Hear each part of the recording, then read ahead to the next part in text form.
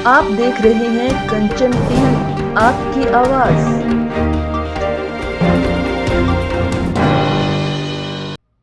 हरियाणा में गेहूं कटाई का सीजन जोरों पर है, लेकिन समय समय पर गेहूं की फसल में आग लगने की घटनाएं भी सामने आ रही हैं। अकेले अंबाला जिले में 3 अप्रैल से लेकर अब तक 50 से ज्यादा ऐसी घटनाएं घट चुकी है। इसमें लगभग 20 से 25 एकड़ में खड़ी गेहूं की फसल जलकर राख हो गई।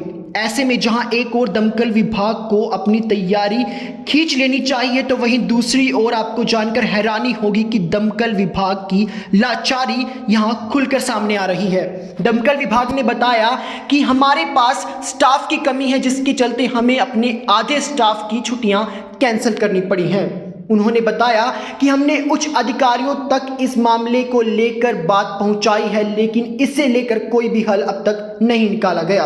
ऊपर से किसान आंदोलन के चलते हमें गाड़ियां मंत्रियों विधायकों के कार्यक्रमों में भी खास तौर पर तैनात करनी पड़ती हैं। ऐसे में हमें स्टाफ की कमी के कारण काफी मुश्किलों का सामना करना पड़ रहा है। 3 तारीख से अब तक टोटल 11 केसेस हो चुके हैं। गेहूँ के आ गए, वैसे भी हैं, गने हैं, और ट्रांसफ़र फार्मर की हैं या खेतों में जो भी है घास फूस की भी है। तो टोटल 11 फायर हो चुकी हैं आज तक। आग का नाम है बीड़ी सिगरेट फेंकने से, आसमान की बिजली से और बिजली को नीचे ने तारों के चिंगारी से भी आग लगने का अंदेशा रहता है। उसी वजह से आग लगती है ज़्यादातर। हमारे पास टोटल 23 स्टाफ है और हम सबको 12-12 घंटे की ड्यूटी लगा रखी है। 5 ड्राइवर हैं जिसमें से, और 18 फायरमैन और फायर अफसर और सब अफसर भी हैं। मौलाना में एक गाड़ी खड़ी है जो कि हमारे पुलिस स्टेशन में खड़ी है। वहाँ पर एक ड्राइवर, एक अधिकारी और एक फायरमैन वहाँ शिफ्ट वाइज रहते हैं। सुबह 7 बजे से शाम को 7 बजे तक, दूसरा शाम को 7 बजे से सुबह 7 बजे तक। 2 शिफ्ट चलती हैं। वहाँ पर 24 घंटा वहाँ गाड़ी खड़ी रहती है और तैनात रहते हैं। कोई भी आगजनी होती है तो वहाँ पर जल्दी से जल्दी जाकर आग को काबू पाया जा सके, ज़्यादा आग ना बढ़े।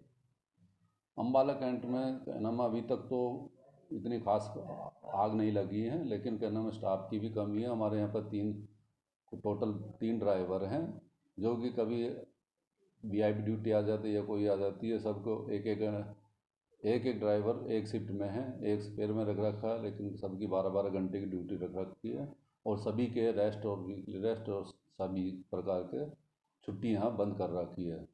हमारे ड्राइवर की यहाँ कमी है और हमने अधिकारियों से भी कहा है कि हमें 30 स्टाफ कम से कम दिया जाए। अगर वहाँ से नहीं मिले तो 8-10 तो वहाँ से रोडवेज से और 10 फायरमैन होम गार्ड से लेने का कष्ट कर रहे हैं। हमने उस अधिकारी से भी बात करी है। हमने कई बार किया है, निदेशालय को भी पत्र भेजा है और कमिश्नर को भी और डीएमसी को भी हमने पत्र भेजा है, लेटर भेज रखे हैं हमने। अभी तक तो हमारी कोई ड्राइवरों की या स्टाफ की हमारी कोई सुनवाई नहीं हुई है। देश प्रदेश और दुनिया की तमाम बड़ी खबरों को जानने के लिए सब्सक्राइब करिए आपका अपना चैनल कंचन टीवी, आपकी आवाज। और सबसे पहले खबर पाने के लिए बेल आइकन दबाना ना भूलें। नमस्कार, स्वागत है आप सबका कंचन टीवी पर। मैं आपका दोस्त, आपका होस्ट यशपाल कंचन। हरियाणा में अब सरकारी संपत्ति को नुकसान पहुंचाने वालों पर सख्ती बरती जाएगी।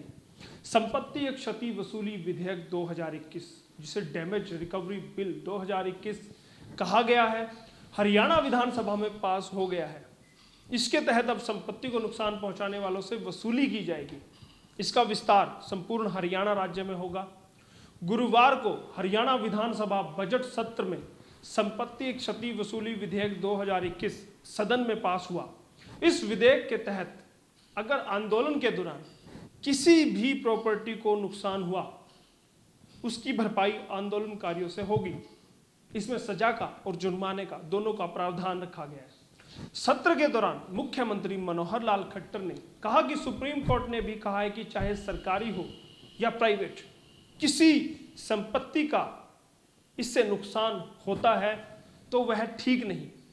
लोकतांत्रिक व्यवस्था में बात धरने बात रखने की, धरना देने की बात ठीक है, लेकिन इसकी आड़ में हिंसा की छूट किसी को नहीं। सीएम मनोहर लाल खट्टर ने कहा कि संपत्ति को नुकसान पहुंचाने वालों को आईपीसी में सजा का प्रावधान है, लेकिन इसमें नुकसान की भरपाई का प्रावधान नहीं है। अगर है भी तो वो बहुत काफी लंबा है। इस विधेयक का किसान आंदोलन या कृषि कानूनों से कोई लेना देना नहीं है। हालांकि इस विधेयक का विपक्ष ने विरोध भी किया। इस पर सीएम मनोहर लाल ने कहा कि विरोध के पीछे विपक्ष की मानसिकता है कि वह किसानों के आंदोलन को लेकर लाया गया है, जबकि ऐसा नहीं है। सीएम मनोहर लाल ने कहा है कि हिंसा करने वालों के मन में डर होना जरूरी है। विपक्ष निराधार बात करके अपनी उपस्थिति दर्ज करा रहे हैं। मुख्यमंत्री ने विपक्ष को कहा कि आप हर 6 महीने में अविश्वास प्रस्ताव लाओ, हम तैयार हैं। धर्मांतरण कानून को लेकर मुख्यमंत्री ने कहा कि इसमें कुछ लीगल ओपिनियन की आवश्यकता थी। अगले सत्र में या फिर इसे जल्द अध्यादेश के रूप में लाया जाएगा। हरियाणा के विपक्ष के नेता भूपेंद्र सिंह हुड्डा ने कहा कि विधानसभा में जो सरकार बिल लेकर आई है, उससे कहीं ना कहीं प्रजातंत्र का गला घुटने का काम किया है। उन्होंने कहा कि सरकार जो बिना सोचे समझे बिल लाई है, हम यह मांग करते हैं कि सरकार इस बिल को वापस करे। उन्होंने कहा कि बिल आम जनता को डराने के लिए लाया गया है। उन्होंने यह भी कहा कि इस बिल के बारे में प्रदेश के गृह मंत्री कुछ और बोल रहे हैं और अन्य नेता कुछ और बोल रहे हैं। तो अभी तक विधानसभा में जो बातें हुई वो हमने आपको रखी है, लेकिन अब ये कानून बन गया है। दंगा निरोधक कानून कहा जा सकता है, वसूली कानून, क्षतिपूर्ति कानून कहा जा सकता है। बहुत सारे विरोध के बावजूद सरकार ये ले आई और पास भी करा गई। अब देखना होगा कि इसके आने के बाद हरियाणा में दंगे रुकते हैं, क्योंकि इससे पहले यूपी में भी ये कानून लाए गए थे योगी सरकार के द्वारा और वहां पर उसके आश्चर्यजनक नतीजे देखने को मिले। उसके बाद दंगे होने बंद हो गए हैं। दंगों का नुकसान की भरपाई का डर रहता है, इसलिए अब दंगे कम होते हैं। हरियाणा सरकार भी उसी तर्ज पर ये कानून लेकर आई है ताकि यहाँ पर भी दंगों में नुकसान ना हो।